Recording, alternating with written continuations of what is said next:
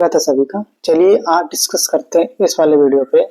इस वीडियो पे हम डिस्कस करेंगे कैसे स्टॉक्स के ऊपर, इसी स्टॉक्स के ऊपर डिस्कस करेंगे और इसी सेक्टर के ऊपर डिस्कस करेंगे। इसका कोई सेक्टर नहीं है मार्केट में, बट इसी स्टॉक्स के रिलेटेड कई सारे स्टॉक्स हैं और स्टॉक्स बोल सकते हैं जैसे इंश्योरेंस कंपनियों के स्टॉक्स हैं। इन्हीं सभी स्टॉक्स में तेजी आने वाले डे में दिखाई दे सकती है और एक छोटा स्टॉक्स हमने ढूंढ के निकाला है अपने एनालिसिस पे। उसी स्टॉक्स को एनालाइज करेंगे और उसका मार्केट कैप भी छोटा है और उसका अगर आप चार्ट देखेंगे, चार्ट्स पे भी एक रिवर्सल साइन शो हो रहा है। चलिए इसी स्टॉक्स के ऊपर डिस्कस करेंगे चार्ट्स के ऊपर। आइए इसको सीखते हैं चार्ट्स पे। इसका पहला फंडामेंटल देखेंगे और फिर टेक्निकल देखेंगे। इस स्टॉक्स का जो नाम है, स्टॉक का नाम है अरिहंत कैपिटल। अरिहंत कैपिटल ये जो स्टॉक्स है, अगर इस स्टॉक्स का आप डेली टाइम फ्रेम पे चार्ट देखेंगे तो ये चार्ट्स आपको डिस्प्ले पे शो हो रहा है। ये इसका चार्ट है और अगर इस चार्ट्स को हम रीड करते हैं तो स्टॉक की लिस्टिंग जो हुई थी इस प्राइस पे हुआ था, फिर स्टॉक कई से दिनों से कंसोलिडेट किया था, फिर एक रैली दिया था और रैली देने के बाद स्टॉक एक हाई क्रिएट करके आया। ये हाई आपको क्रिएट होते हुए दिखाई देगा 14 Feb 2022। अभी स्टॉक्स इस हाई को अगेन ब्रेकआउट किया है। ये हाई इसके लिए इम्पोर्टेंट था और इस हाई के ऊपर स्टॉक करेक्ट कंसोलिडेट करके अप साइड पे ब्रेकआउट दे चुका है और इसका आने वाले नेक्स्ट मंथ तक इसका टारगेट क्या होगा, इसको अभी थोड़े वीडियो में कुछ देर बाद डिस्कस करेंगे। अब इस पे जो प्राइस एक्शंस बन रहा है, ये प्राइस एक्शंस आपको क्या दिखाई दे रहा है। यहाँ से स्टॉक्स रेडी किया और एक हाई बनाया। हाई बनाने के बाद स्टॉक एक बेस की तरह राउंडिंग बॉटम पैटर्न क्रिएट करते हुए दिखाई दिया। इसको बोल सकते हैं राउंडिंग बेस पैटर्न।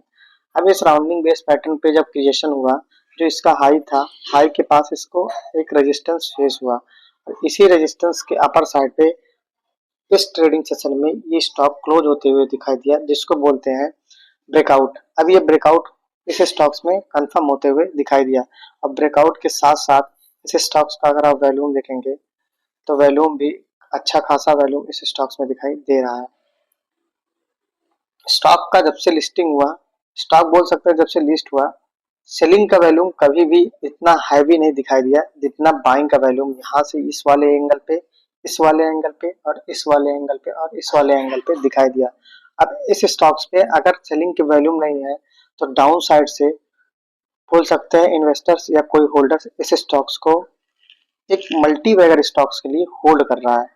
अब ये स्टॉक्स अगर आप देखेंगे तो ये स्टॉक्स आपको प्रॉपर एक राउंडिंग बेस पैटर्न बनाया और साथ साथ आपको एक ट्रेंड चेंज होता हुआ पैटर्न क्रिएट किया। पहला हमारा ये लोअर लोस था, फिर हमारा ये वाला लोअर हाइस था, फिर लोअर लोस बना, फिर लोअर हाइस क्रिएट हुआ, फिर लोअर लोस बना, फिर लोअर हाइस क्रिएट हुआ। अब मार्केट यहाँ जब लोअर लोस क्रिएट किया, फिर ये लोअर हाइस नहीं क्रिएट किया, एक नया हायर हाई बनाया, फिर एक पुराने वाला जो हमारा लोअर लोस था, फिर यहाँ पे इसके लिए एक पुराना वाला हायर हाइस क्रिएशन हो चुका। जब इस पैटर्न्स का क्रिएशन हुआ इस स्टॉक्स में तो बोल सकते हैं ट्रेंड चेंज होते हुए इस स्टॉक्स में दिखाई दे सकता है। अगर ये स्टॉक इस वाले एंगल के ऊपर सस्टेन किया है जो है स्टॉक का 96 और 95 रुपीज का और एक हैवी वैल्यूम के साथ ब्रेकआउट ये स्टॉक्स दे रहा है। अब स्टॉक्स हो सकता है आने वाले दिनों में ये इसी के अपर साइड पे निकल जाए हायर हाई हायर लो का क्रिएशन करके, या स्टॉक थोड़ा कंसोलिडेट करे या रीटेस्ट करे इस एरिया को। फिर ये जो पैटर्न का ब्रेकआउट आपको दिखाई दिया है, इस पैटर्न वाले ब्रेकआउट का अप साइड पे टारगेट दिखाई दे सकता है। इसको कैलकुलेट करते हैं अपर साइड पे। इसका जो एक्सपेक्टेड टारगेट होगा, एक्सपेक्टेड टारगेट इसका होगा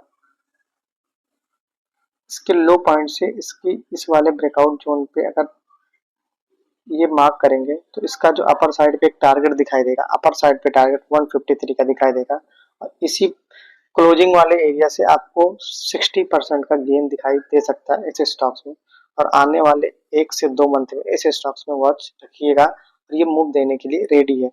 अब इसके फंडामेंटल्स के ऊपर डिस्कस करते हैं। अगर आप इसका फंडामेंटल देखेंगे अरिहंत कैपिटल का, तो अरिहंत कैपिटल में आपको इसका ओवरऑल जो फंडामेंटल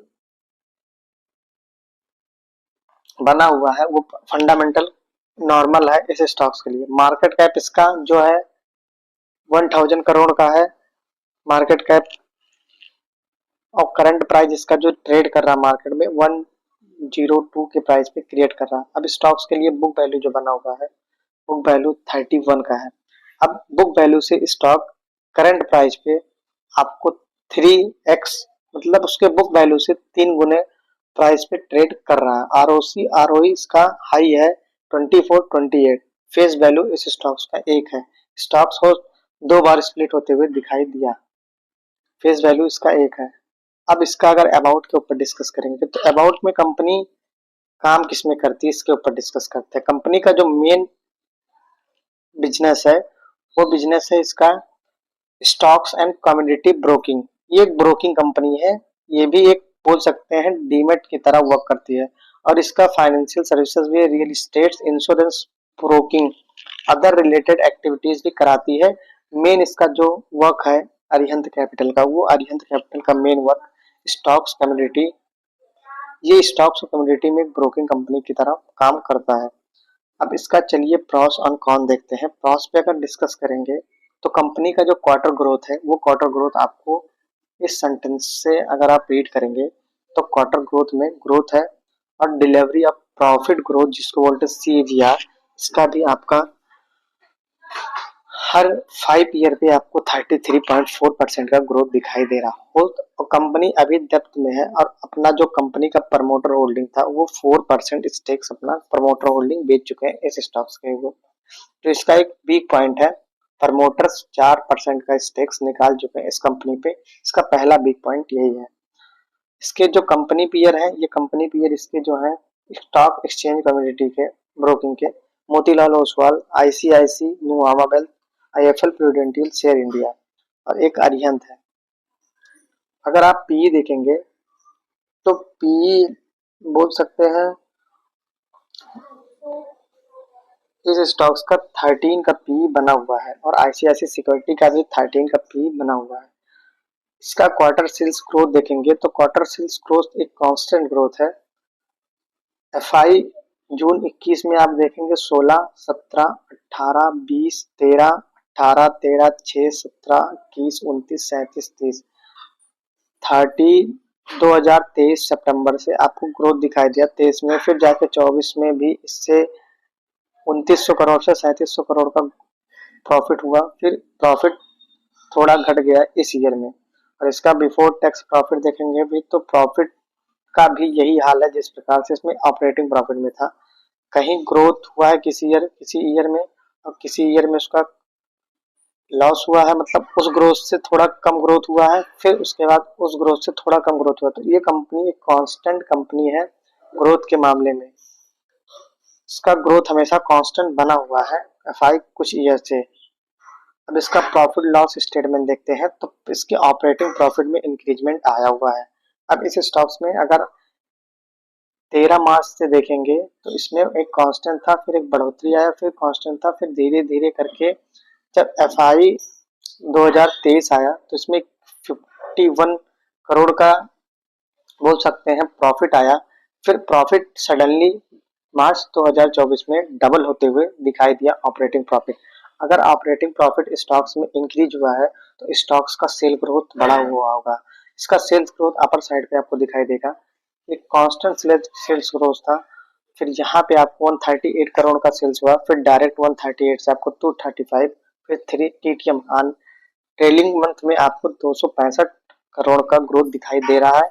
अब ये स्टॉक्स पे सिर्फ एक बिग पॉइंट है जिसका जो इसका प्रमोटर होल्डिंग है, ये प्रमोटर होल्डिंग अपना जो स्टेक्स है उसको डिक्रीज कर रहा है। ऑपरेटिंग प्रॉफिट में भी आपको इंक्रीजमेंट आया है। 65 था FI 22 में, फिर 23 में इतना है, फिर 24 के इसमें TTM बेसिस में आपको 39 से डायरेक्ट 93, फिर 103 का ग्रोथ दिखाई दिया इस स्टॉक में। अब नेट प्रॉफिट के ऊपर इस स्टॉक्स के ऊपर डिस्कस करते हैं। इसका नेट प्रॉफिट अगर आप देखेंगे तो नेट प्रॉफिट बोल सकते हैं कांस्टेंट है इस स्टॉक्स के लिए। और इस वाले ईयर में आपको 29 से डायरेक्ट नेट प्रॉफिट डबल होते हुए दिखाई दिया। आपका इसका sales growth, profit growth, net profit इन सब में इंक्रीमेंट दिखाई देंगे। कंपाउंडेड अगर सेल्स ग्रोथ देखेंगे तो 10 ईयर में 18% का बना हुआ है, 5 ईयर में 20% का, 3 ईयर में 27% का और टीटीएम बेसिस 82% का बना हुआ है इस स्टॉक्स के लिए। कंपाउंडेड प्रॉफिट भी आप स्क्रीन पे शो हो रहा होगा, इसको भी आप रीड कर सकते हैं। अब चलिए आगे देखते हैं इस स्टॉक्स में। इसका बैलेंस शीट्स पहले डिस्कस करते हैं। तो बैलेंस शीट्स पे एक रिजर्व कितना कैपिटल स्टॉक इस कंपनी के पास है और कितना बोरो कैपिटल्स है। अगर इसका जो रिजर्व देखेंगे, कंपनी अपनी रिजर्व इंक्रीज की है FY 24 मार्च में। एक टाइम था 246 का रिजर्व था, अब 3012 का हो गया। और जो इसका बोरोइंग था वो बोरोइंग भी थोड़ा इंक्रीज हुआ है FY 23 से। नेट कैश फ्लो भी इसका नेट कैश फ्लो इसका कांस्टेंट है। पहले डिक्रीज ऑर्डर में था, फिर अब धीरे धीरे इसका नेट कैश फ्लो सही हो रहा है। नेट कैश फ्लो तभी सही होगा जब स्टॉक्स का सेल्स ग्रोथ और प्रॉफिट ग्रोथ दोनों इंक्रीज होगा। अब प्रमोटर होल्डिंग की बात करते हैं। तो प्रमोटर होल्डिंग में आपको यहाँ पे डिक्रीजमेंट दिखाई देने लगा मार्च 24 से जून तक। 1% बोल सकते हैं आपको प्रमोटर होल्डिंग डिक्रीज होते हुए दिखाई दे रहे हैं इस स्टॉक्स पे। और पब्लिक स्टॉक्स में बाइंग शो कर रहे हैं। एक बार 29 28 था, अब 30% पब्लिक है। और FI का भी 0.17% स्टेक है। एक टाइम था 0.18 था, फिर थोड़ा डिक्रीजमेंट आया, फिर 0.117% इंक्रीज होते हुए दिखाई दिया। होप आपको ये हमारा डिटेल एनालिसिस इस स्टॉक्स के ऊपर समझ में आया है। धन्यवाद।